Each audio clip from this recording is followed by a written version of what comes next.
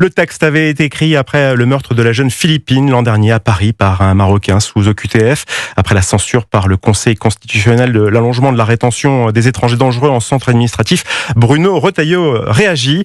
Le ministre de l'Intérieur dénonce là un désarmement de l'État face aux étrangers dangereux et annonce un tout nouveau texte de loi. Jacques Serret. Bruno Retailleau réagit avec gravité et solennité. Ce sont ses mots. J'ai toujours placé la sécurité de nos concitoyens au premier plan par rapport aux droits individuels des criminels, écrit le ministre dans un communiqué de 2 pages. S'il est sage, juste inconstitutionnel, le fait d'allonger la durée de rétention des étrangers dangereux de 90 à 210 jours, l'hôte de Beauvau rappelle que rien, absolument rien dans le droit européen ne s'oppose à cette durée. La directive européenne retour permettant une rétention pouvant aller jusqu'à 18 mois en l'absence de perspective d'éloignement immédiat. Extrêmement préoccupé, Bruno Retailleau fait le constat que notre arsenal juridique décroche désormais complètement du droit européen.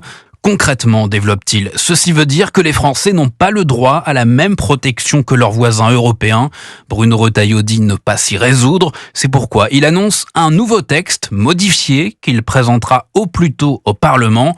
Plus fondamentalement, le ministre estime que ces sujets doivent être tranchés par le peuple souverain par référendum. Jacques Serret du service politique d'Europe 1.